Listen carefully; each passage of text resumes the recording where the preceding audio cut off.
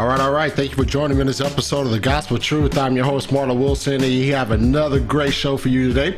We have a debate. This is going to be an exciting one because these two guys who are debating are some young cats, right? These are some young cats. You talk about 17, 18, 19-year-old, and I think I only have like one or two guys that come on this show and debate who are about that age. So it's always great to have the youngsters jump on here and give a good argument to see if their argument stands up to critique.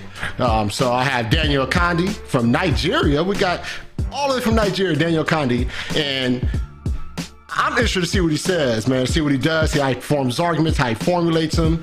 Because from what I hear, he's a kid precept. He got the title Kid Precept in the old Christian apologetic debate group. So I'm interested to see what's up with this guy. And I have with me also Matt, also known as Deity Defeater.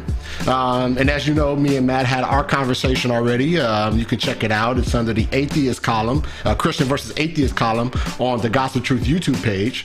So make sure that you are checking that debate out. As always, I do want to go ahead and encourage you to like and follow the Gospel Truth. Make sure you hit that like, subscribe, and that notification bell so you can stay in the loop with what the Gospel Truth has going on. All this content is not only on Facebook and YouTube, but it's also on Instagram and Twitter.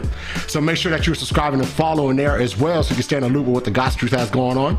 If you are you prefer the audio versus the video, I also have the podcast that is there for you as well. iTunes, Google Play, Stitcher, Spotify. So make sure that you are liking and subscribing on all these platforms because it's very important. And as always, I do want to go over a couple shows that I have coming up here in the future. I have Dr. Jason Lau coming up here in a few days, Understanding Genesis, coming up at 8 p.m. Eastern Standard Time, 5 p.m. Pacific Standard Time, and I'm excited for this one. I'm a huge fan of Dr. Jason Lau, so I am excited to see him come on and give us the lowdown on Understanding Genesis. After that, I have the Black Community and Critical Race Theory, the Harm and Biblical Landscape. I have Monique and Dr. George Yancey coming on April 29th at 6 p.m. Pacific Standard Time, 9 p.m. Eastern Standard Time. So be on the lookout for that. Should be a great interview, and I'm excited for this one as well. After that, I have another debate. Is human reasoning autonomous? Seth Bloomsburg versus David Powman. Both of you guys are good friends of mine. And they'll be coming on Tuesday, May 4th at 6 p.m. Pacific Standard Time, 9 p.m. Eastern Standard Time. And then lastly, I have Is Justification Included in the Gospel? I have Chris Brian Samuel versus Ricky Caldwell. And that's coming up May 8th. At 4 p.m. Eastern Standard Time, 1 p.m. Pacific Standard Time. And that is just the next several shows coming up here on the Gospel Truth. So make sure you're liking, make sure you're subscribing, make sure you stay in the loop. Everything that the Gospel Truth has going on, because it is important that you stay in the loop. Don't get out, stay in it. So that's it. I'm gonna bring these guys in, man. Problem of maximization.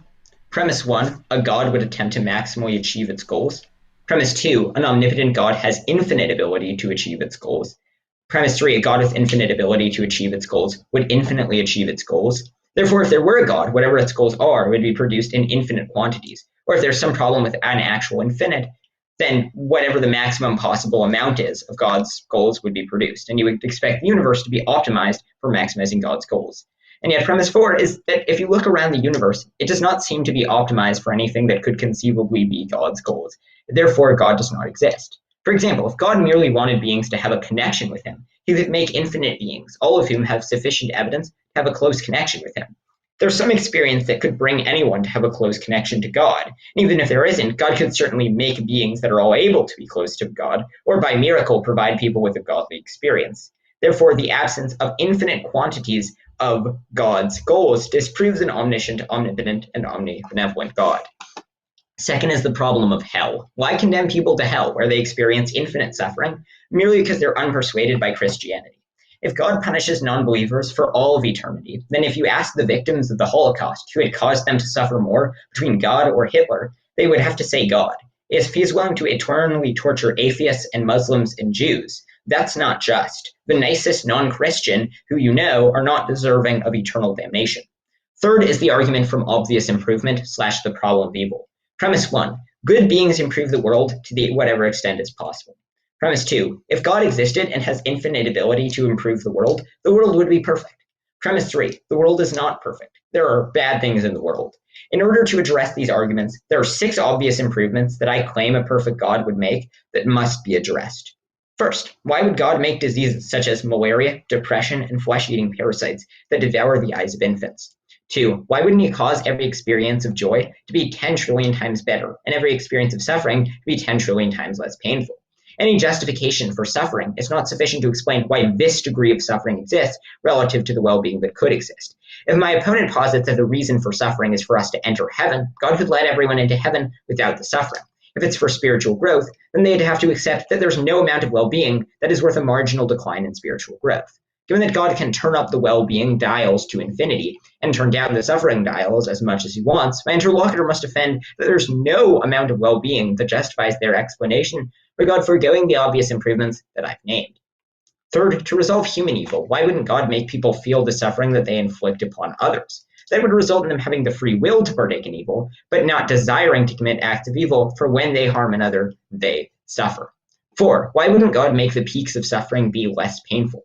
Imagine the worst possible experience, being burned alive or being eaten alive, pain on such a degree that it almost defies the ability to be defined. Could God not find a way to make these peaks of suffering less painful without violating free will?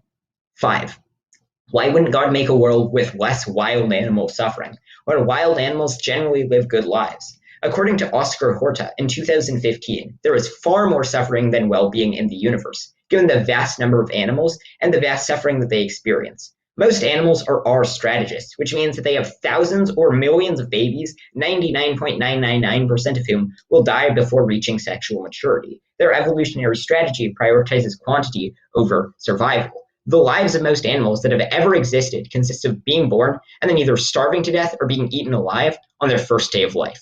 Even if the deductive argument, problem of evil, is refuted, there's an incredibly strong inductive argument against God, given that the level of suffering in the world seems to be far greater than the level of well-being, as Horta has pointed out, given that humans only make up a minute percentage of sentient beings, and non-human sentient beings live terrible lives. Even if God has some explanation for evil, could he not create a world with more happiness than suffering?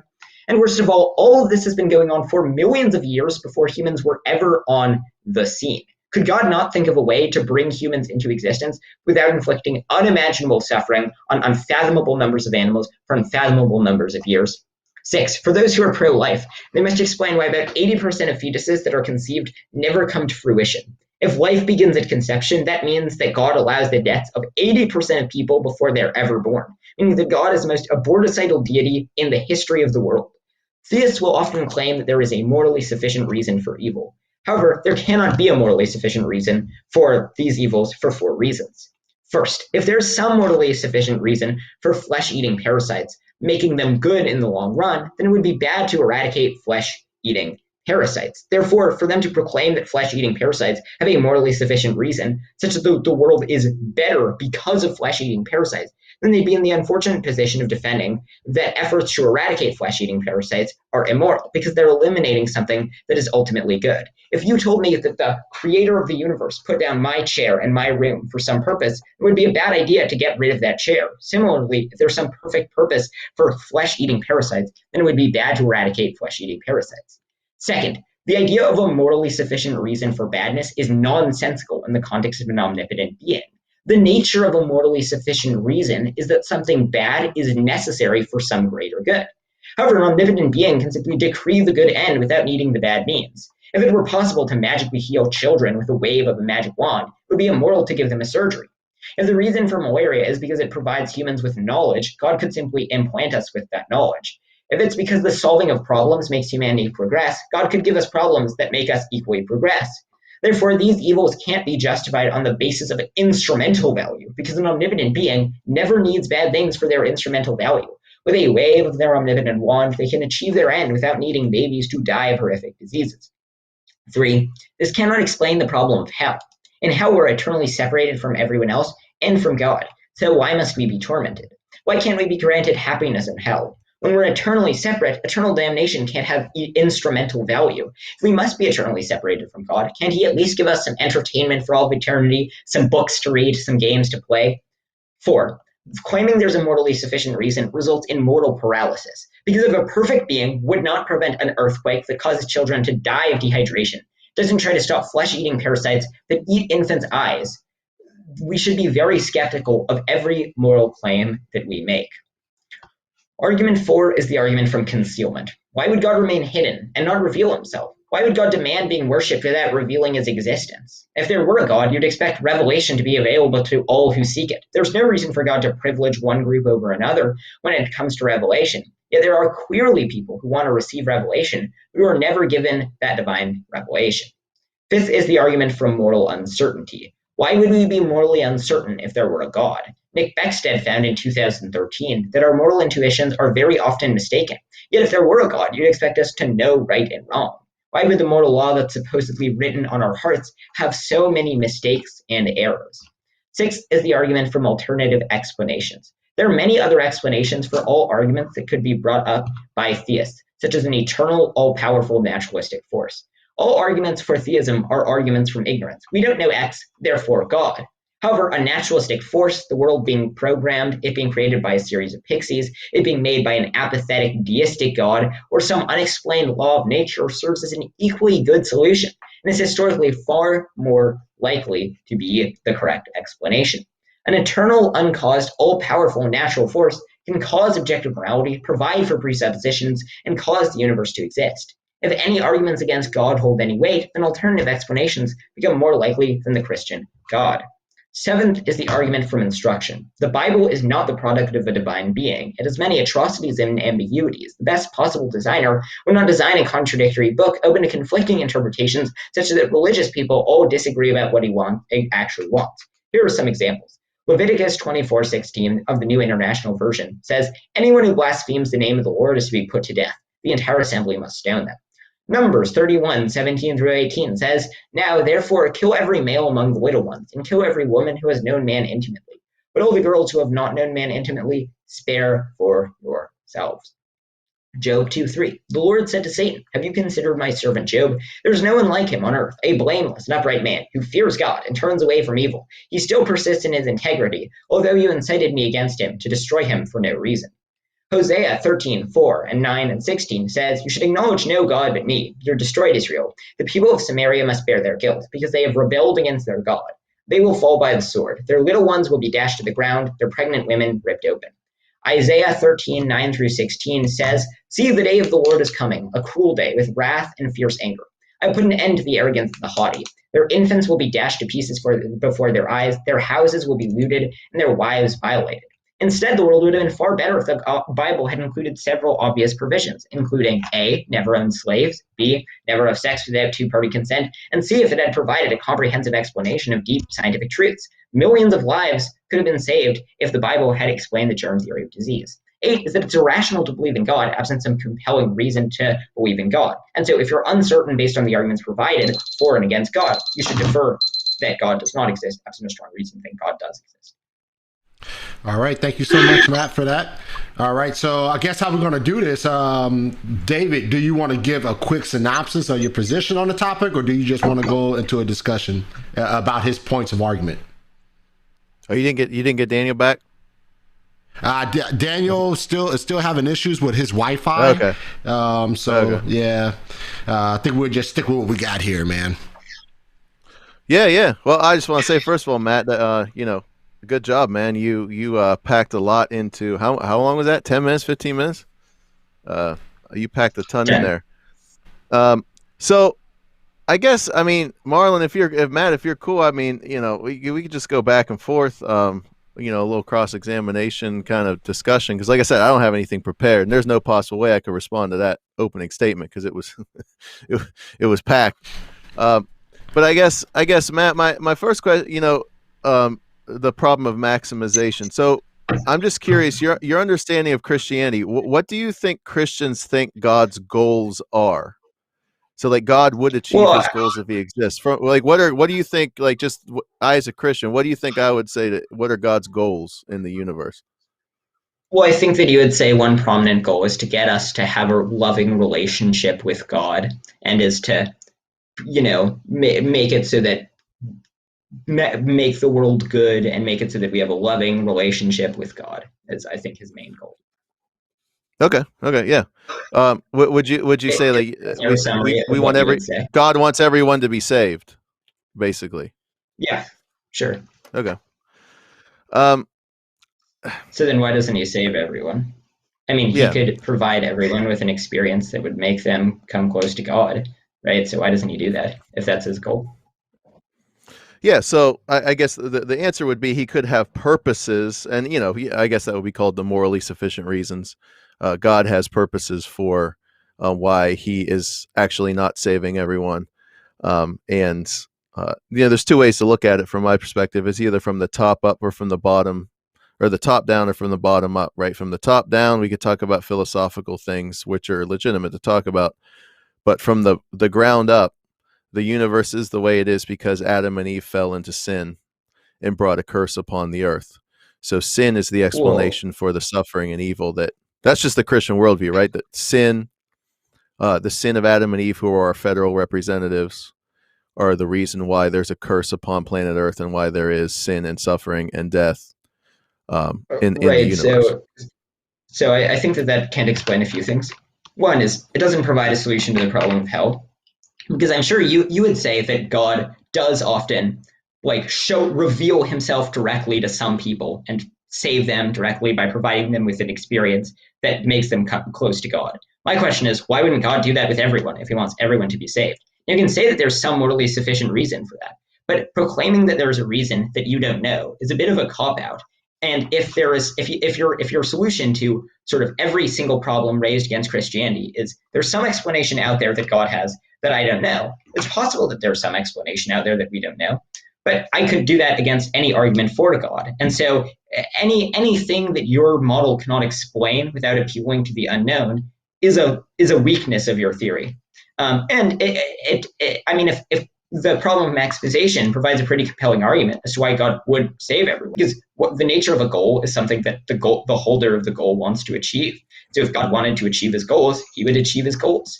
And there's no way that making everyone be saved would make fewer people be saved by logical necessity. But in terms of what you said about Adam and Eve, so the four arguments I provided, I think, provide a reason as to why there can't be a morally sufficient reason for evil. I can go over them again if you would like to. But Adam and Eve don't solve the problem, because then the question is just, why did God set up a causal mechanism whereby if Adam and Eve ate from the tree, it would bring malaria into the world? He could have conceivably made a world that was identical to this world in every respect, except when Adam and Eve ate from the tree, everything else was brought into the world except malaria. And that seems to be a clearly better world. And yet, why didn't he do that? If God wants to do good, I mean, the people who die from malaria are not able to have a relationship with God. They're not able to prosper in the world, which you presumably see value in. Yeah. So from your view, why is it bad for people to die of malaria? Isn't that a good thing? No, because I think suffering is bad. But we can go down the rabbit hole of my moral views. But for now, I think we can just both agree that on both of our views, people dying of malaria is bad, right?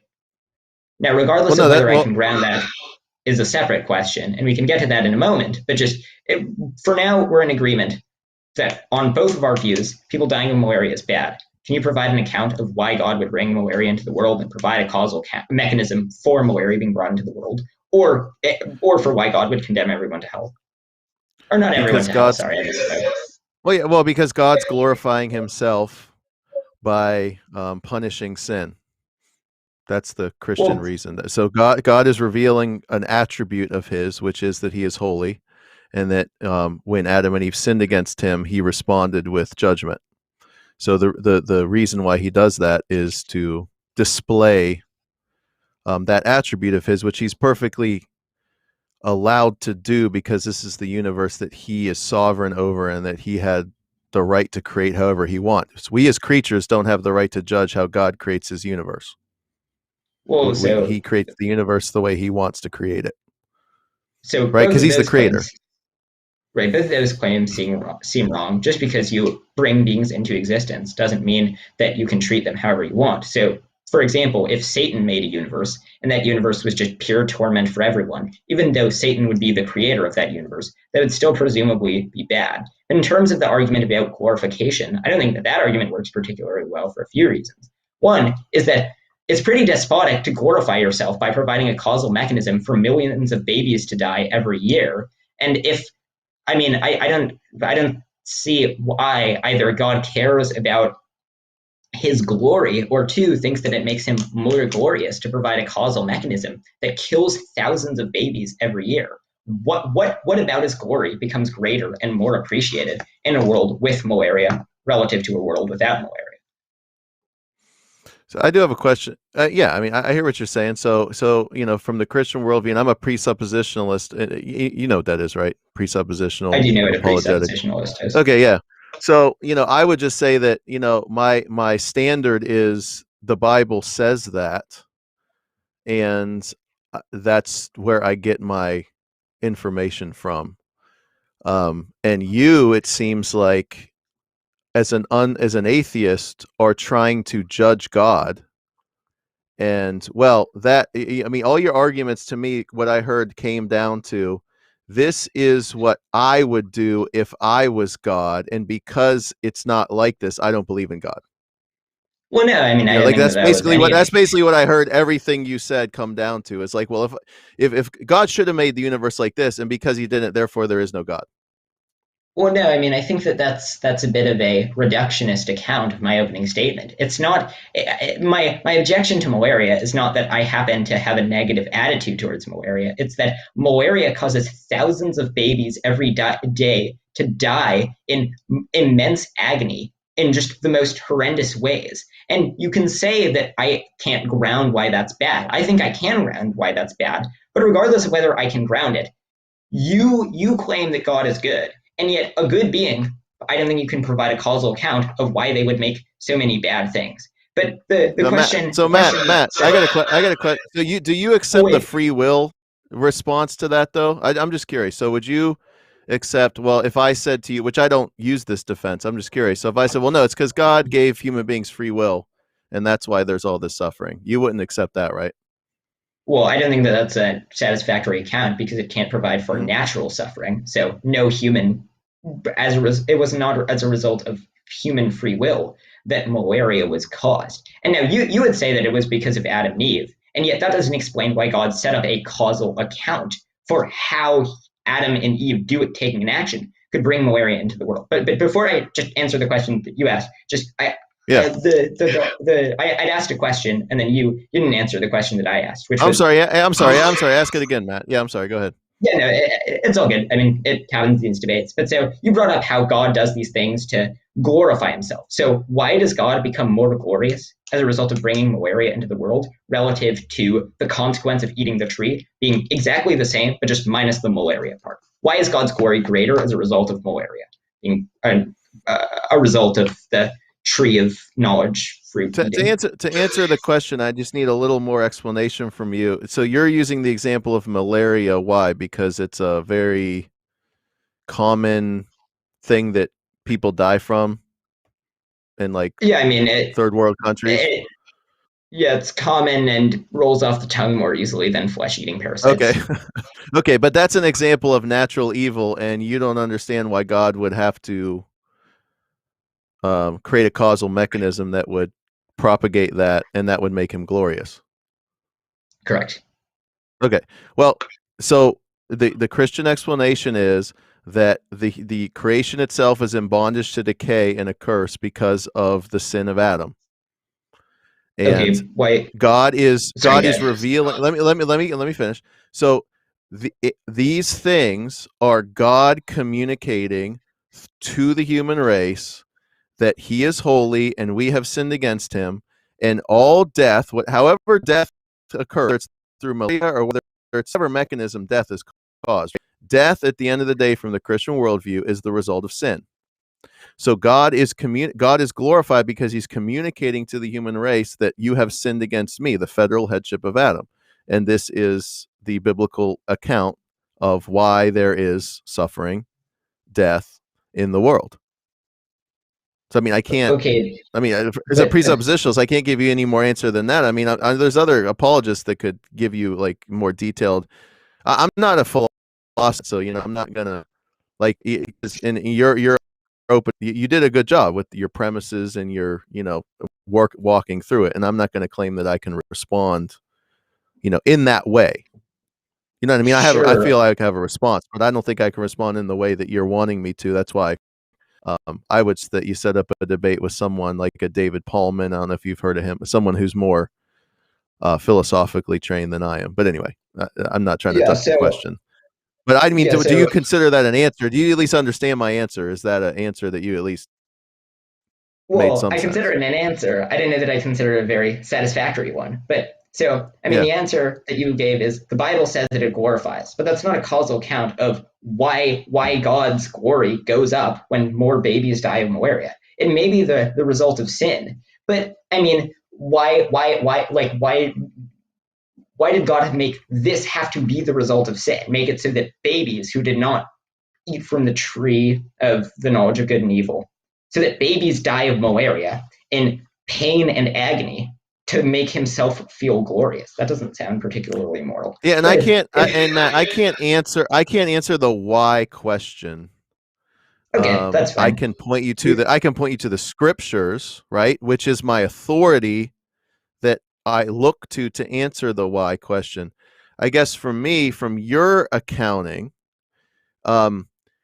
if you believe in, micro-mutational evolutionary theory, if you believe in naturalistic materialism, then shouldn't you go up to the woman who's cradling the baby dying of malaria in her arms, right?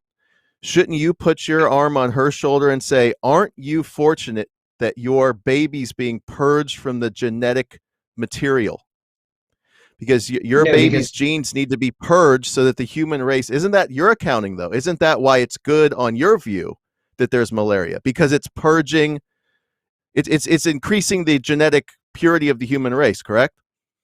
No, because that would be a fallacious appeal to nature. Just because something is the way that nature works does not mean that it ought to be. So in nature, we also get malaria and die, but that does not mean that it's good when we get malaria and die. I'm not a naturalist. I think that there are certain things that are not purely natural, such as perhaps consciousness, though consciousness is weird, mathematical truths, modal truths, sets, and I think moral truths are another example of a non-natural phenomenon. I think that they're not natural and they're irreducibly normative. And so those things originate. Those things exist and have order to them, not because they're ordered by some intelligent being. It's just they just happen to exist. Well, yeah, they just are. And I don't think that a being can provide a satisfactory account of them. So if you say that, for example, God provides an account of why moral truths are the case, then you would have to say that if God were different in his moral truth granting properties, such that whatever property of him grants moral truth, such that it granted different moral truths, then the morality would be totally different. So, for example, if you say morality is grounded in God's character, and you would have to say that if God's character were different, such that he was in favor of torturing babies for no reason, then it would be morally obligatory to torture babies for no reason. The whole point of something being objective is that it's outside of the domain of individual agents, be those agents us or God. Okay. So you don't agree that the Bible, as we have it, is the objective revelation of God, obviously, right? Correct. Okay, so where is your source of objective truth? Where is my source of objective? Well, is that an ontological question about like what is the fundamental nature of reality, or an epistemological question about how do I know things? You're sharp, Matt. I'll tell you. You're a sharp guy. I'm serious. I'm serious. Yeah, I mean, so I would say that's more of an epistemological question. Yeah, I would say that it sounds to me like you're trying to pin the, and you're not debating me. You set this up for the other guy, but a Christian to the wall by saying, well, look, you have no accounting for, this reality, malaria, et cetera, et cetera.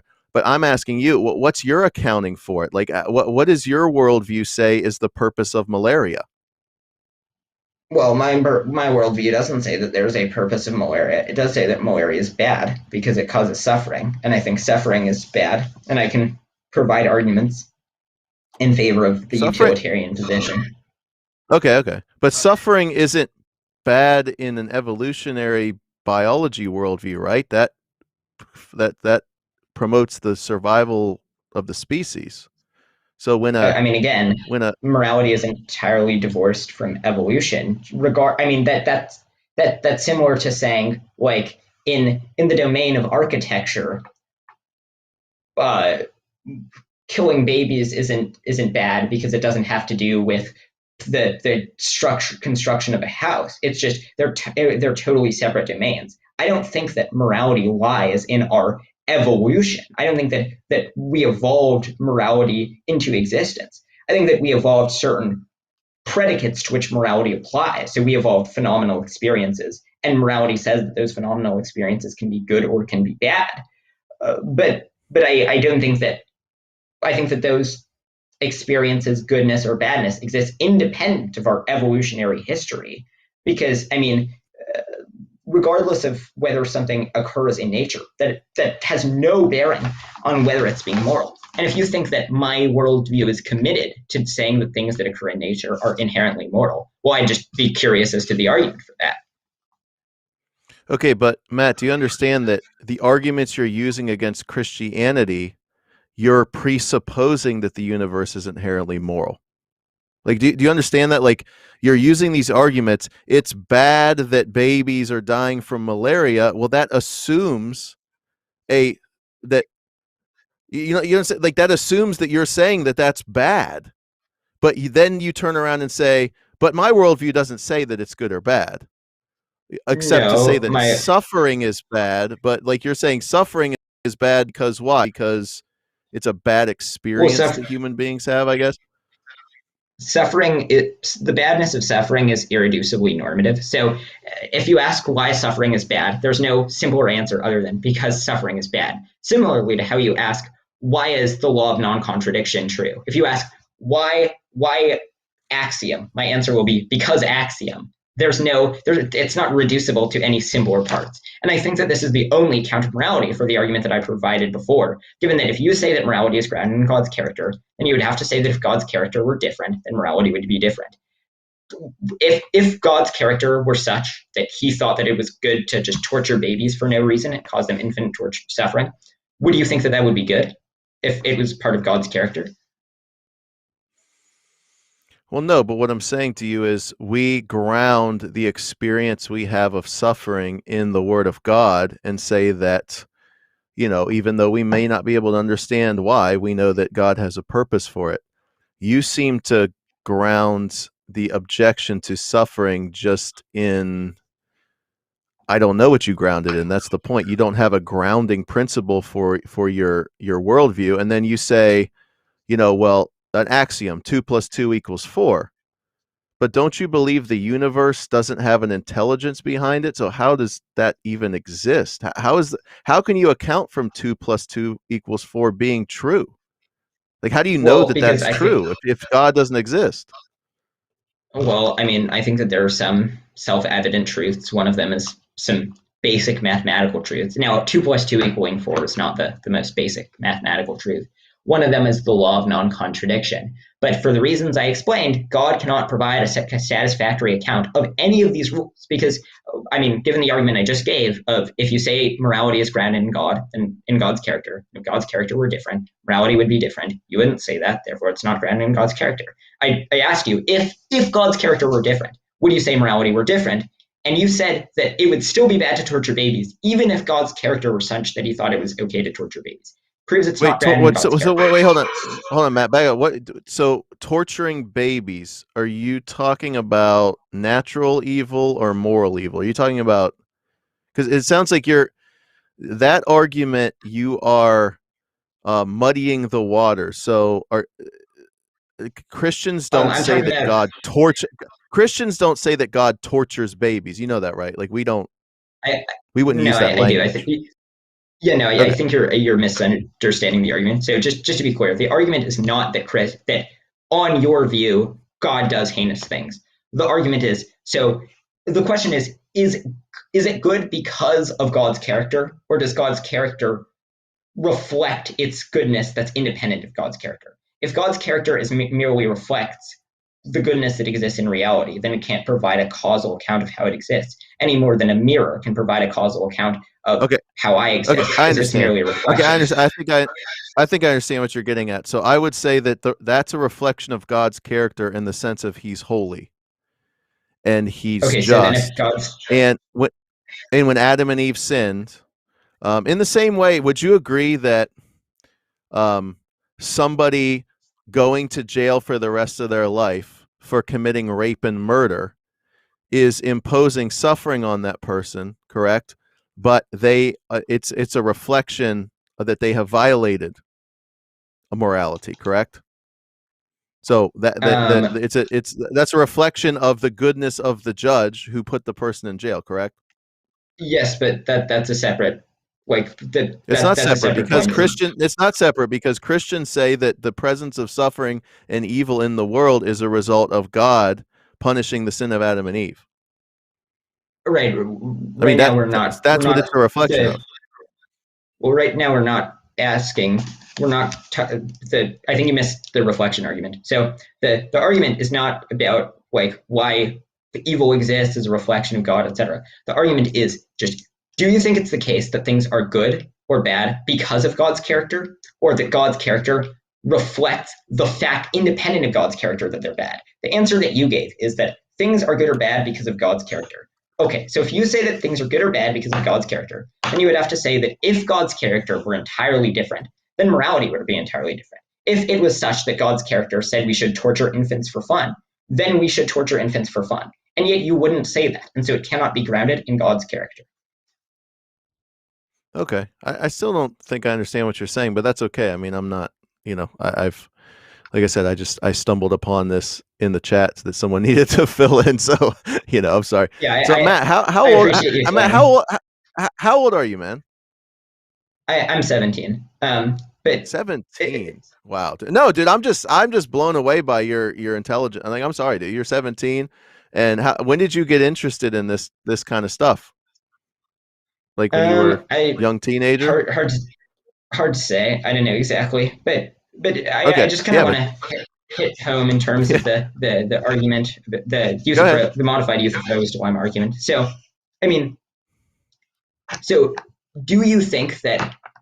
So, similarly to how if you ask me why that wall is white, and I say because I painted that wall white, then if I had painted it a different color, then its property would change. And so if you say that morality is the way it is because of God's character, then you would have to say that if God's character were different, then morality would be different. And so similarly to how if we replaced the white paint with blue paint, the wall would be blue. If you say that if we replaced God's character with a different God's character, such that God's character were different and said it was okay to torture infants, then it would be okay to torture infants. And yet you don't hold that view. You think that it couldn't be the case that God thinks it's okay to torture infants. It couldn't be ever moral to torture infants for fun. And so thus, it cannot be grounded in God's character. The same thing is true of all of the things that you're trying to use God to ground, all the presuppositions. So if you say mathematical truths or logical truths are grounded in God, then you would have to say that if God's character were different, then we could have true contradictions. Then we could have 1 + 1 = 27. And yet that does not seem very plausible. The nature of these necessary truths is that they cannot not be the case, and so they can't be grounded in God. Okay. Yeah, I'll have to think about that because I'm not familiar with that argument against theism. So I apologize. And hey, Marlon, my wife got home earlier than I thought, so I got to run. Man, I'm glad I could fill in a little bit for you, man, and just give Matt a chance to practice his stuff. And Matt, hey, man, you know what? I know we disagree on some pretty foundational things, man, but I just want to say I'm impressed by you, man. A 17-year-old who's got your intelligence, man, and your ability. I'd say, yeah, keep it up, man. We of course would call you to repentance and faith as Christians. Nothing personal, you know what I mean? But we would call you to repent and believe on the Lord Jesus Christ. But in the meantime, man, keep up your pursuit of truth, man. You're really impressive, my man. And Marlon, thanks for the opportunity as always, my man. So I'm glad I could at least give you a little bit of airtime. And then, yeah, you guys should reschedule this. Matt, there's some other guys I think like David Paulman. I'd love to see you debate David Paulman. I think that would be Yeah, an excellent one. David just. But anyway, David I gotta jump off, Marlon. All right, talk to you soon, David. All right, my man. All right. David Palman did comment in the chats that he'd be willing to jump on. David Palman is a pretty sharp guy, man, and I think you two would definitely have a great conversation. And there's other folks as well out there who are more philosophically in depth, you know what I mean, who are able to respond probably in a more desirable manner to some degree to your arguments and. Elijah Slavit wants to jump on. I mean, I'm happy. I'm happy for people to jump on. This is about to turn into a Royal Rumble. Of some degree. Elijah, if you are there, if you're still there, Elijah, give me a thumbs up and I can send you a link. Matt said that he's willing to take on all oncomers, man, you know, and he's willing to take them on. He got his tie on and he's repping and ready to go at it. Oh yeah, man, I mean, we could begin the Q&A while we're waiting for other people to join. That would work. Yeah, for sure, man. I do have some questions here, so I throw this one at you, see what you think about it. So this was from Chuck. What's up, man? I appreciate you for the question. Does he know the Christian God purpose to presuppose that he has failed to fulfill or achieve his purposes for the world and mankind? What? I guess the question is, do you, for you to say that God has not fulfilled his desires or achieved his goals, it presupposes that you know the overall goal of God. It presupposes that you know every inkling of what God would allow, some realm of suffering, some effort, some areas of suffering. I guess that's where Chuck is getting at. Well, I would say Chuck is wrong. It does not require to have complete knowledge of God's intentions. Similarly to how if you told me that a house was designed by a perfect architect, the best possible architect in all possible universes, who just designed the best possible house, and they had a goal with the house. We don't know exactly what the goal is, but he said that the goal was to honor himself. And then we go into the house, and then we hear the screams of babies as they die of malaria, and we see that the house is kind of like not that well constructed. 99.999% of the house is entirely uninhabitable as a result of being either too hot or too cold. The vast majority of the house is just a complete mess and in shambles. There's just massive amounts of suffering that exists in the house for no seemingly good reason, and there are a series of instructions given by the housemaker, by the architect, that are contradictory and that command that you dash babies to pieces. We would conclude that the architect is probably not the world's greatest architect, contra to what they said. And similarly, I think that even if we don't know exactly what God's goals are, we can still say that it is almost certainly the case that this universe was not optimized for God's goals. All right, we'll see. Let me see. We have another question here. Where do you get your moral compass, Matt? Where do you get it from? So, I mean, I think I get it from, so this question can be an ontological one or an epistemic one. In terms of how I know what moral things I should do, I think about them really hard, and then I come to conclusions based on that. In terms of where I think morality comes from, I think that question is a bit of a misnomer. I don't think that there needs to be any deeper account, similarly to how the answer to why can you not have true contradictions can just be because you can't have true contradictions. Like, there does not need to be some deeper thing providing the basis for it. There's just certain necessary truths that cannot not be the case that just are. And the argument I provided of them being unchangeable by God provide a strong argument for them not being a contingent fact of the universe that's grounded in God, but rather being a non-contingent, necessary truth that's not grounded in God. But I think this question does pose a little area of difficulty for the atheist. I mean, me and your discussion, we talked about this, right? This is something that was a primary emphasis of our discussion, was that you have a difficult, I still believe that you have a very difficult ladder to climb in order to find that moral compass if you discount the God of the Bible. And it seems that you are reaching for everything outside of the God of the Bible for your moral compass. But like I said, I mean, I don't think I was reaching at all. And I think that if you compare the historical track record of people who were in favor of, who were Christians throughout history, with the moral track record of the people who are utilitarians throughout history, utilitarians were generally very progressive, far ahead of their time, very egalitarian, while the Christians generally haven't been as egalitarian. So I think that provides another argument. I don't think that I was reaching. I think that we can, by introspecting about our phenomenal states, similarly to how when I think about a dream that I had, I can think, okay, in that dream, my phenomenal experience, I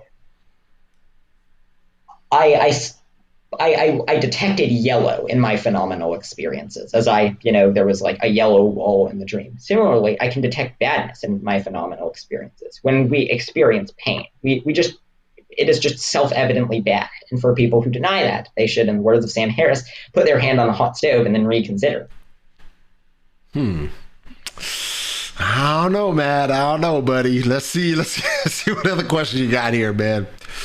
So God's truth. Matt, what is truth and how do you know it's the truth? Is it dependent on yourself as in your existence, or someone or something else existence that it should be eternal? I mean, what is truth? I think that truth is, there's some debate in philosophy. I haven't delved too much into this. I think the consensus view is that truth means corresponds with reality. And so things are true if they correspond with reality. It's obviously not dependent on me. Things would still correspond with reality even if I didn't exist.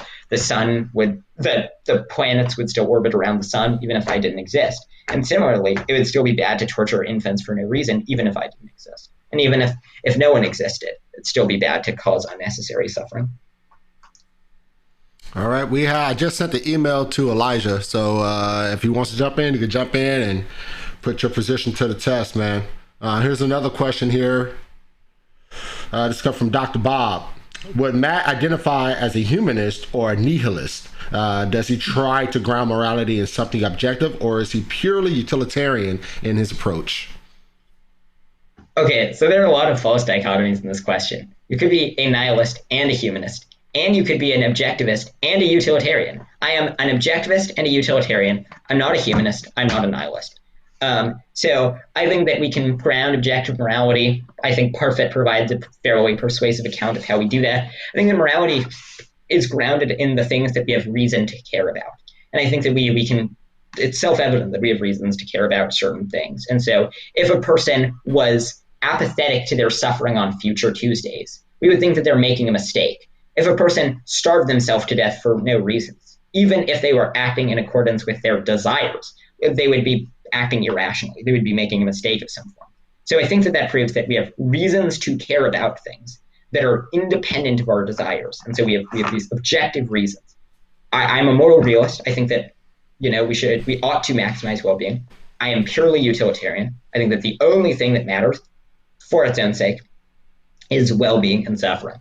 I'm not a humanist because I think that non-human animals matter morally to a tremendous degree. And in fact, I think that one of the greatest moral failings of our time is our despicable treatment of non-human animals. Given that, the way we treat them in factory farms, which are about 99% of where meat comes from in the US, billions of baby chicks are tossed into blenders in the egg industry. In the dairy industry, cows are taken away from their mothers and are sexually exploited. In the pig industry, by the time they're sent to slaughter, 80% of pigs have pneumonia because they live in their own feces for such a large portion of their life. And as they live, their feces piles up around them and cause them to develop pneumonia. So I'm not a humanist because I think our treatment of animals is despicable. And I'm not a nihilist because I think we have moral reasons for things. All right. What's up, Elijah, man? Thank you for jumping on, man. How you doing? I'm good. I'm good. How you doing? Good, good. I see you in the chat, man. First, I want to thank you for supporting the channel as well and jumping on and giving your opinion and stuff. And so you decided to jump on here and put Matt Deity to the test, man. What you got, man? What you think? What's your thoughts on this, man? I think he's got really sound arguments. I really like his logic, the way he thinks about things. I I agree. would take it from a different perspective, though. As far as, was it David? Yes, I think David. As far as what David was saying about it being a glory, I don't know if I personally would agree with that. I'm more of a I guess I don't attribute evil necessarily so much to God as I think he does. So I guess I would come at it from a different perspective, but just I want to hear some his thoughts on what he thinks about that. What about what? That, I guess your main argument was because God, his purposes were for, they if they're going to be accomplished. What was your opening statement? Well, I mean, I think that it's hard to say which is the main argument, but you're right. I think that the four that I find most persuasive are, first is the problem of maximization, which is whatever God's goals are would be infinitely actualized, and the world would be optimized for maximizing God's goals. And if you look around the world, it really doesn't seem to be optimized for God's goals. Second is the problem of evil. Why malaria? Why thousands of babies die every day from preventable diseases? Third is Yeah. the problem of concealment. Well, yeah, we can just go over those two because those are the top two, Yeah, I'd say. And again, I would say I'm very not very knowledgeable or prolific in these things, but I like to talk about them. As far as the problem of evil, from a Christian standpoint, like he was saying, obviously the fall of man, and I think you were talking about what's axiomatic and what's not, this because of this. I would say that the devil would be the persuasive one. In other words, we all have free will, so I guess we could go into a free will argument of because God loves us enough to give us free will, then he gives us a choice to either choose good or choose evil. Okay, why does he make malaria? It's not the result of human action. Yeah, no, I definitely think that the choice because of sin, I wouldn't attribute him creating malaria necessarily as much as I would attribute it to the devil twisting what God had originally created. Okay, could God have prevented the devil from twisting and the world and Right. bringing malaria into existence? Right, and I absolutely Okay. think he could. But Okay, why didn't he do that? Well, Why again, I didn't he would just argue, make it? yeah, free will. Yeah, I would sorry, just good. argue. No, yeah, I would Okay, try so to he argue. wants But, yeah. so he wants to give the devil free will. Hmm? Okay, sure, so why can't he give the devil free will, but make it so that the devil does not have sufficient causal influence to bring malaria into existence? Like, why couldn't he just make it so that, the tree, as a result of eating from the tree, you get everything in the world except malaria. And the results of eating from the tree of knowledge and good and evil, something that cannot be changed. Just because you have free will does not mean that you have infinite causal ability to influence the world. And so I have free will. Well, I don't think I have free will. I don't believe in free will, but that's less important. But I cannot fly. And so not being able to have a specific causal impact on the world doesn't deprive you of free will. So why couldn't God make it so that the devil didn't have the causal ability to bring disease into the world that kills thousands of babies every day? Yeah, and again, I would go back to the power of influence of our choice. So we were tempted, and then you have sin as the cause of what happened. But And sin's then not the cause of malaria. I mean, I guess from a Christian perspective, our sin led to malaria becoming a disease in the world. Sure, but that again doesn't provide a causal account of why God established a mechanism for our sin to result in malaria. And so, I mean, God could make it the case that if we sinned, just any sin that happened would destroy the world. Just whenever a person sinned, the world blew up. And yet God didn't do that. Similarly, God could have made it so that the causal effect of a person's sin was not bringing malaria into existence. Why didn't he do that? I guess I would view it from a larger perspective of why is why is there evil right now? And again, I would view the world as very temporary. I think God has more of an eternal mind, so He doesn't just see right now; He sees the end product of eternity. So in that, I think it's a bit of a story. As we go through certain things, then we finally get to the end goal where we are again united with Him, have that fellowship with Him, something that we don't have right now. So I don't see why malaria or any disease for that matter, as if it were the end all be all to life as a whole. So I don't see it necessarily being evil in the sense that one day it's going to go away, like all things pass away, right? Well, I don't think that you have to say that malaria is the end all be all of existence to say that malaria is bad and there's no reason for doing it. I mean, just because there's an afterlife doesn't mean that horrendous death and suffering in the most painful way imaginable is not bad. I mean, surely you would agree that the experience of a person dying of malaria is bad. There's no good reason for it, and there's no reason God had to do it. So I don't think you can explain why God set up the causal mechanism by which malaria was able to be brought into existence as a result of human sin. Um, yeah, no, I guess I get what you're saying. Um, because God is all powerful, because He can do whatever He wants to do, that He shouldn't have done what He did, right? As a moral cause. Right. I mean, yeah.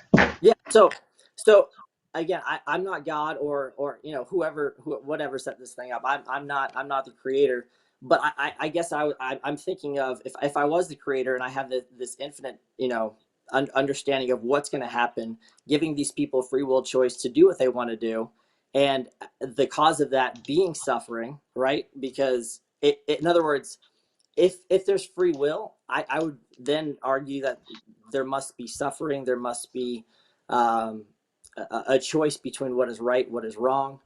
In other Yeah, words, just sure, because something, yeah, but again, that doesn't explain the natural evils like doesn't explain. malaria, and I mean that doesn't explain natural evils like malaria. And your account of malaria has been a few things, and none of them have worked. Say God's omnipotent, but okay, that doesn't mean He should do certain things. You said that it was a result of free will and a result of sin, but there's no reason why He had to have that be a causal mechanism of sin. You said that it was because of the afterlife, but you have no reason why the afterlife, why that means that it's good to bring malaria into the first place. But I mean, if you're gonna, in terms of the afterlife argument, I mean, why doesn't God reveal Himself to all people such that we all have a close connection with God? Why does God provide inconsistent revelation such that many of us will burn in hell forever? Yeah. So I guess I'm sorry to all my fellow Calvinists out there. I'm not, um, or anybody I guess who believes in literal hell. I'm more of an nihilist. So I guess I would say that I view it more as a getting wiped away completely. That's how I would view the word Okay, sure, fire. but but I mean, that still doesn't solve the problem. I mean, so why does God make it so that as a result, so that why wouldn't God make it so that we all are provided with an experience such that we want to have a close connection with God, and then we're all inundated into heaven rather than being annihilated? Yeah. So I guess if I'm God and I want to have a relationship with somebody, I don't want it to be fickle or based upon I guess what you're saying is why doesn't He love everybody? Then I guess why is not everybody created that could be created? We can go into these long drawn questions of why this and why that. At the end of the day, though, I feel like because things are the way they are, and everybody does have a choice to do what they want to do. Um, evil in and of itself is loving to allow people to choose, because it's so temporary. And as you go through suffering, as you go through hardships in life, I think the after effect is much more sweet than had you just lived Well, this. yeah, so I mean, I don't think that account works either, because I mean that it may be a contingent factor of the way that our brains work right now, that it's hard for us to appreciate really good things absent having experienced really bad things. There's no reason why God couldn't have designed our brains differently, such that we could appreciate the sweetness of heaven without having suffered in life. But also, that's an answer to the problem of suffering, not of the problem of hell. Or I mean, of in your case, the problem of annihilation. Why doesn't God just make it so that we all have sufficient reason to be brought closer to God? I mean, surely you would agree that God provides revelation to some people, right? God will reveal himself to people, and then those people will become theists after being confronted with the force of God's glory, right? Oh, I guess I would say that people have a choice to either accept God or Yeah, not to accept God. people have the choice, but you would say that God does reveal himself to people and demonstrate some of his glory, and that the majority of people are compelled to or I mean not compelled, but find it a sufficient reason for them to be very religious, right? Yeah, I guess Sure. So I why doesn't God reveal himself that way to everyone if God wants us all to have a relationship with him? why doesn't he view it? So I guess where I'm getting lost is you say God needs to reveal himself in a certain way so that everybody will accept him in a certain way, and I'm arguing that not everybody will accept him in a certain way based upon the fact that people have free will. So why is No, why is why but go ahead. more. Yeah, no, I think you're not. So the question is not why doesn't God make it so that we all accept him? The question is, you think that there are certain experiences that God provides to people that where God reveals part of his character to them. And most people, when they're confronted with those experiences, become Christians. Not everyone, but the majority of people, correct? That you I mean, think that God does. not Wait, necessarily. sorry, I I don't think. didn't hear your answer. Yeah, no. I don't necessarily think that everyone, or even the majority. I have no idea the numbers on that. Sure, Essentially, but God does demonstrate his glory to people to some degree, right? God does provide people with these divine experiences, well, I would right? say nature. Yes or no? Yeah, well, I guess I would argue that nature itself is evidence of Okay, God's no, but goodness. that's not an answer. The question is, do you think that God provides divine revelation to certain people? Yes or no? Oh yeah, yeah. Okay, why doesn't he provide the same divine revelation to everyone? If he wants us to all have a relationship with him. Obviously, that wouldn't make it so that we all have a relationship with him, but certainly more people would have a relationship with him if he provided us all with revelation. And why does he only provide revelation to certain people, particularly people who are generally more affluent people in more Christian countries? I mean, why does he provide inconsistent revelation? Yeah, so I guess I would view it as a spiritual warfare. So you have the devil on one side trying to stop people from wanting to know God and love God. On the other hand, you have God, who is, though all powerful, still allows the devil to be, quote unquote, God of this world, to have that influence in people's lives. So I think there's certain boundaries that, yes, God is all knowing, everywhere present, and all powerful, but limits himself in the sense that he still gives people the choice at this time specifically to either, like you're saying, accept him or not accept him, give them Yes, the divine. but Elijah, that's not an answer to the argument I gave. So obviously, you think that the devil is one of the reasons why our souls are such that we're not all theists. Okay, that's fine. The question is, why doesn't God reveal himself to everyone? He reveals himself to some people in a way that compels some people to become Christian. Why doesn't he do that to everyone? Now, unless you think that the devil is preventing God from being able to do that, which surely you don't think, because you think that the devil cannot stymie God, then God could provide a revelation to everyone. Then why doesn't he? I'm not asking why is it not everyone who becomes convinced by that revelation, but why doesn't he provide that revelation to everyone? Because that would provide more people sufficient evidence to become closer to God. Yeah, I mean, why doesn't he say here? I like go into people's minds and say, "Here I'm God. You should love me because I'm good and kind and all this stuff." Well, no, I mean, however you think revelation works. Surely, you said that you think that God does provide divine revelation to certain people. My question is, why doesn't he provide that same divine revelation to all people? Why does he only do it to some people? Yeah, I think that those people that have a heart to want to know him and to love him are the people that he would give those divine revelations to. So, in other words, if your heart is to want to know and trust God, in other words, I don't think God's controlling my mind and my heart to the extent that I have a choice to make in life. So, if God wants to have a relationship with me, then he'll reveal himself to me, and he'll know that my heart wants to get to know him too. Hey, Okay. Elijah, I have a question. Would you say that God equally reveals himself to all of humanity? Would you say that he has equally, in the most fundamental naturalistic sense as creation, would you say that he has revealed himself to everyone unanimously? Yeah, I mean, in the sense that we're all created, and we all have a belief in consciousness and can understand morality and different things like that. I would. But you would also say that God has not divinely revealed himself to everyone. He hasn't gave that divine revelation to everyone, right? Is that what you would agree with? I think. Well, I think he originally did when he had that relationship with Adam. But I think ever since sin fell into the world, that you have now skewed opinions of him, and things have been very warped. So I think originally, yeah, and I think that he still communicated to mankind in general, but the devil has definitely skewed the world so much that people can start to think God is something that he's not. So, because I think it's important, as we talk about God revealing himself, when we talk about the existence of God, because Matt is trying to argue that, well, why doesn't God just reveal himself to everyone, in the same way, in the same fashion, and everyone can become a Christian? I think would you say that it's important to say that, man has a natural revelation of God? They're without excuse. Therefore, man is the one suppressing the truth and unrighteousness. And in order to respond to Matt and say, because Matt is arguing, well, he should just reveal it to everybody. Well, the fact is that he has revealed himself to everybody. And it's man's sin that has caused a suppression of that truth in their unrighteousness. Because the truth of the fact of the matter is that man hates God.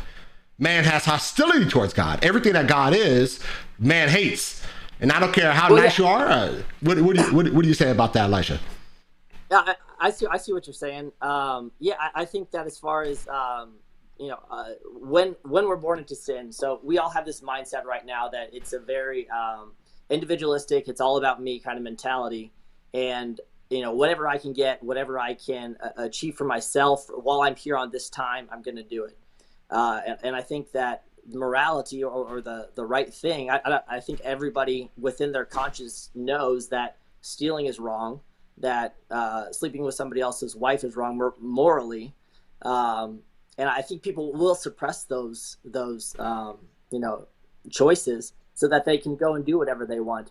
But I still think that in people's hearts, yeah, I have a few questions about that. So when you say we suppress these things, so on your view, am I aware that I'm suppressing them? Do you think that I'm conscious?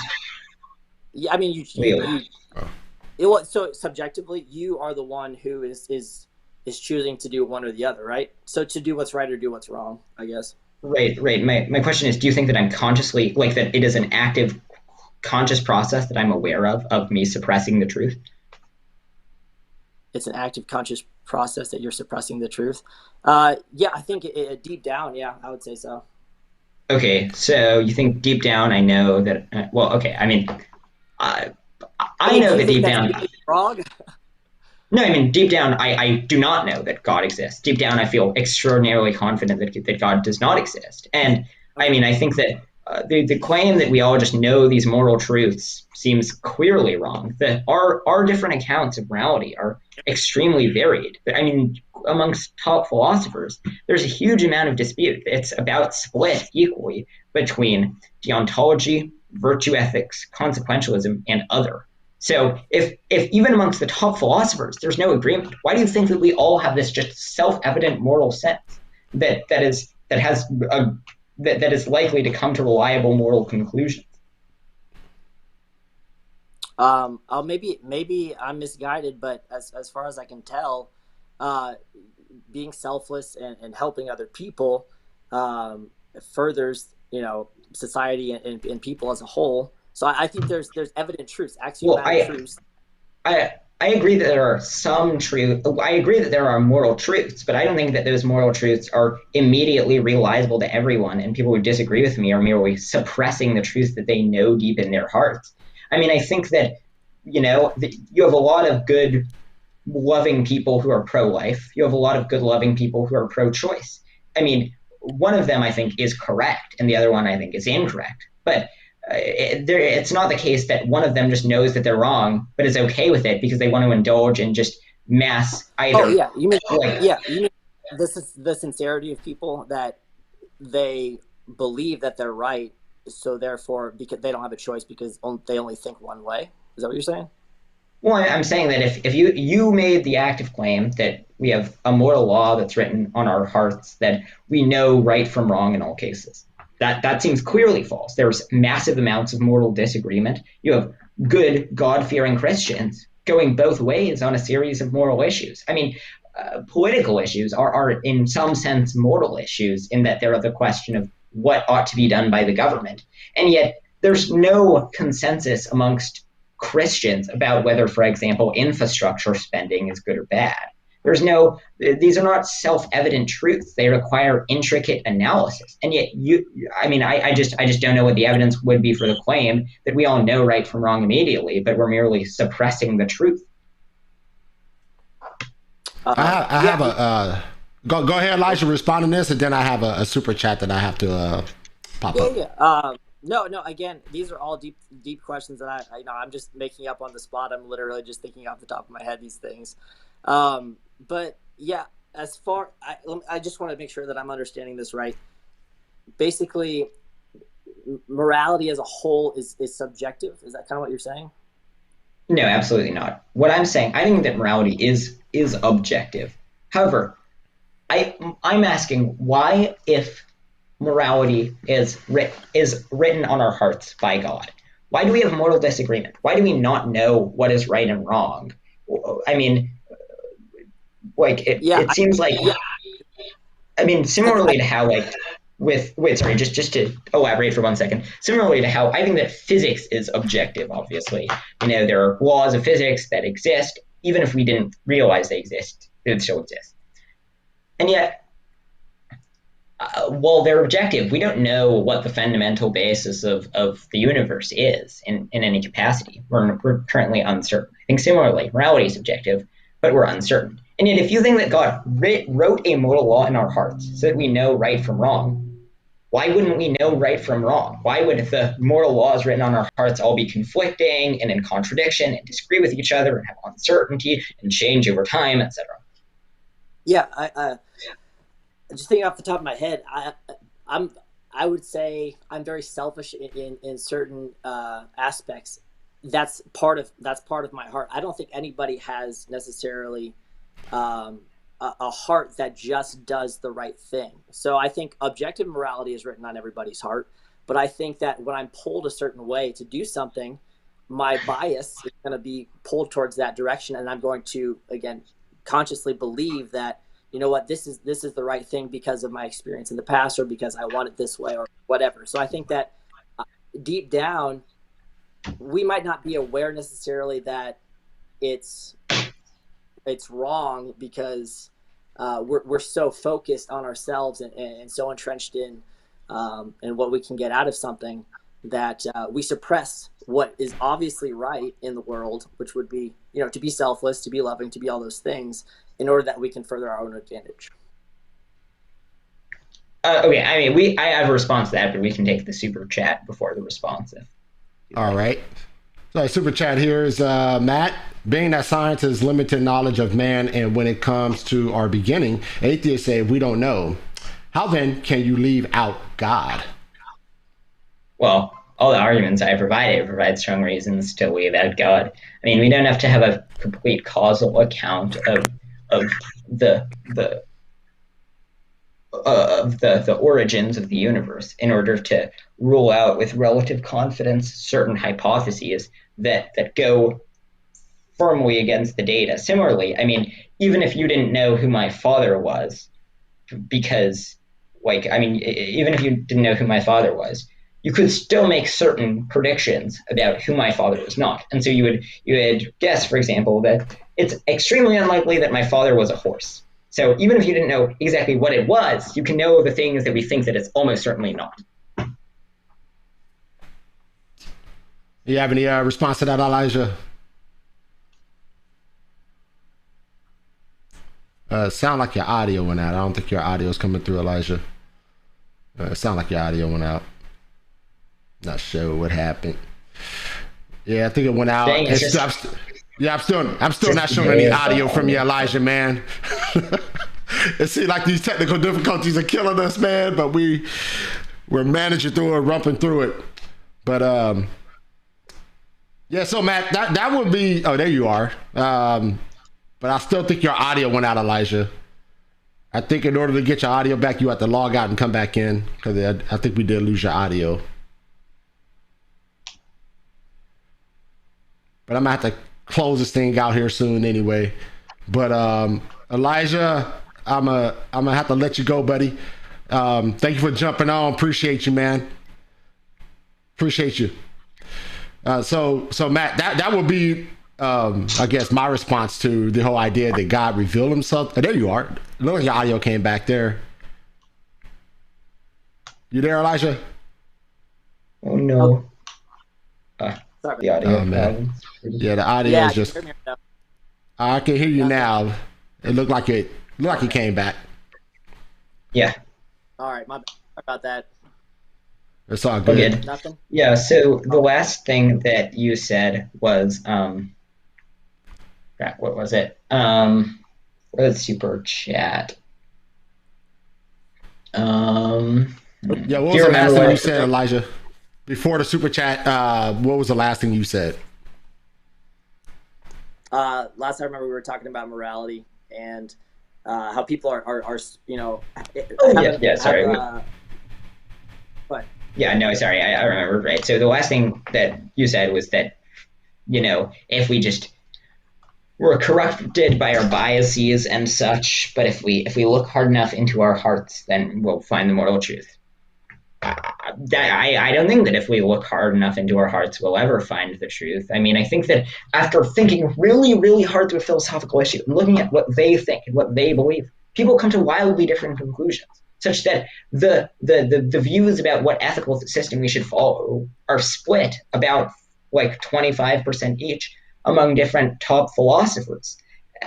And so, I mean, I don't think that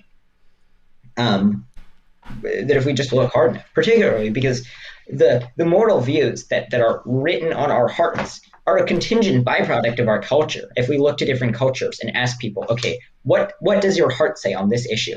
You'll get wildly different answers from person to person. You'll get wildly different answers from culture to culture. You'll get wildly different answers from different time periods. And yet that seems to be strong evidence against the moral law being written on our hearts. Now, you said that we have biases that are given to us by the devil. But I mean, you seem to say earlier that you think that God can make our hearts uncorruptible by the devil, make it so that the devil cannot causally influence our hearts. And so, I mean, could God not make it so that we know right from wrong? We have an inroads to the moral law that's written on our hearts. I'm really sorry, Matt. I don't think I understood what you just said. I mean, could God not make? Yeah, could God not make it so that we know the moral law written on our hearts, so that when we think about moral issues, we realize what the correct answer is, rather than the bad answer much of the time? So unless he controls our minds. Well, no, I mean he wrote a moral law in our hearts. Why is the moral law written? I mean, do you think that we all have epistemic access to the moral law on our hearts? Do you think that I can at any moment just identify the moral law that's written on my heart and figure out the answer to moral problems? No, I don't think so. I think that we're in a world right now that's so corrupted that, like you're saying, in different cultures, there's things that God disapproves of, but that seem right to that person, right? And because maybe it helps them attain a certain status in their society or whatever. Right. I mean, so then the question is, why does God make it so that right and wrong, or so that we don't know right and wrong? I mean, I understand why God would make it so that we have free will and such, but why would God make it so that after thinking really hard and seeing and looking at our hearts, we come to this moral conclusion? And the moral conclusion is totally wrong, and other people come to entirely different moral conclusions. I mean, you said that getting rid of that would get rid of free will, but I don't see why that's true. I mean, similarly to how we have an awareness of where our hands are, and we have an awareness of what we think is morally right. God could make it so that we have an awareness of the moral law written on our hearts. I don't see why he doesn't do that. Why does God make it so that we sin by accident? We try to be doing what's moral, but then we're just unaware of that which is actually moral. Man, you lost me. I'm so sorry, man. I'm really trying to keep up. Can you simplify that one? It's all good. Yeah, I mean, why doesn't God make it so that we know what is actually moral? Like, so that when thinking about what is right or wrong, we can just identify what the moral law written on our hearts say and come to the right answer. Oh, so like why in my mind don't I have this kind of like unconscious bias that when I am pulled to sin a certain way, I can look at that and say, oh, you know what, that's probably the wrong thing? Yeah, why don't we know what's right and wrong? I guess what my thinking, this is just my opinions, is that we are so skewed right now in this world. Like, I guess I kind of, maybe this is circular reasoning. If it is, just correct me. But we live in a world right now that's tainted, or where sin is prevalent. I think we both agree with that. So if I'm doing something that's wrong, I'm not necessarily going to see that because of a veil or something that's causing me not to. And I guess the question is, well, why doesn't God lift the veil for everybody? Is that kind of the main question? Yeah. I mean, we have five senses. We have the sense of smell, the sense of taste. Why don't we have a moral sense that's reliable? I guess I'm arguing that we do have a moral sense that no, I mean, that is reliable only under the condition that it's of God. So no, I mean, earlier you said that we don't have that our moral sense. We don't know what the moral law written on our hearts say. So even after thinking through an issue, we'll come to the wrong conclusion. Why wouldn't God make it so that we have this sixth sense, this moral sense, such that we, in all the cases, we know what's right and wrong, so we don't sin by accident? Well, that's a good question for God. I don't know. Well, okay. I mean, hey guys, I hate to cut it off. A great conversation going on, but I do have to shut this thing down. But you guys are great, man. And Elijah, thank you for the impromptu jumping on here, man. I would like to get to know you a little bit and talk to you a little bit to see if you'll be open to a debate you can prepare for, and I think that you'll definitely kill it, man. So I got your email, so let's talk it up a little bit and see what we can plan out, man. I appreciate you very much, buddy. Appreciate you. Matt, thank you, man. Thanks for having me on. I appreciate it. Good debate, everyone. Yeah, man. So I'll be talking to you guys soon, man, and we'll figure something out. All right. You guys be good. All right. All right. Sounds good. Thank you. Bye. All right. Take care. All right. Thanks so much. All right, guys. This was like the first time we've ever had this type of situation where someone lost their Wi-Fi and then someone lost their Wi-Fi, then somebody had to leave early, then another guy jumped on.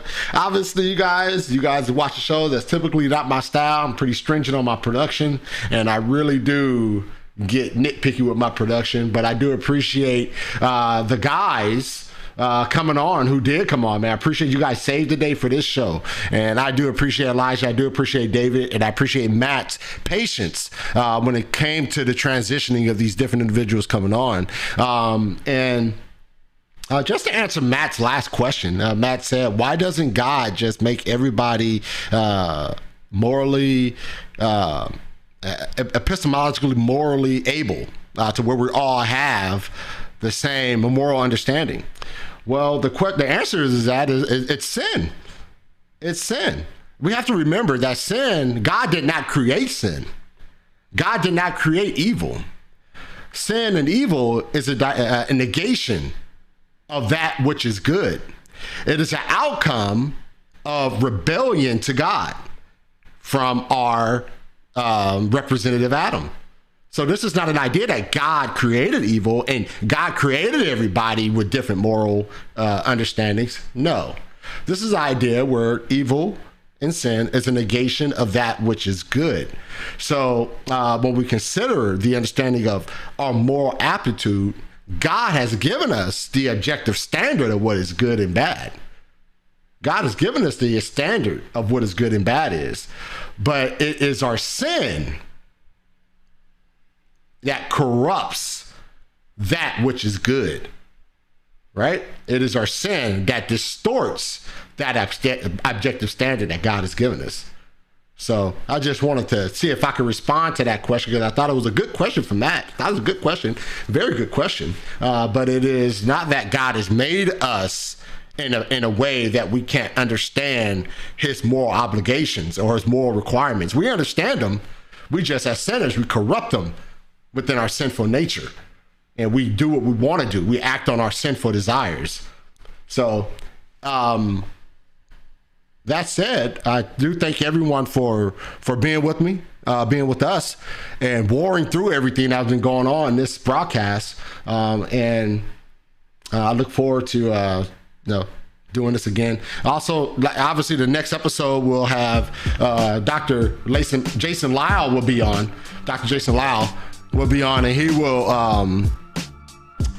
be coming on talking about understanding Genesis. So be on the lookout for that next episode of The Gospel Truth. And make sure everyone is subscribing, make sure you're liking, so you don't miss that episode of The Gospel Truth where Dr. Jason Lyle will be with me. And make sure you have your questions ready. I know I have a whole bunch of theistic evolutionists, old earth creationists who are totally in disagreement with Jason Lyle. But I would love for you to show up and drop those questions, and let's see if he can answer those questions. All right. But I thank you guys for joining me on this episode of Gospel Truth. I appreciate you. Once again, thank you to Elijah, David, Lewis, and Matt for coming on. And you guys are great. Please subscribe. Make sure you hit that subscribe button before you leave this channel. May God bless you. May God keep you. Boom.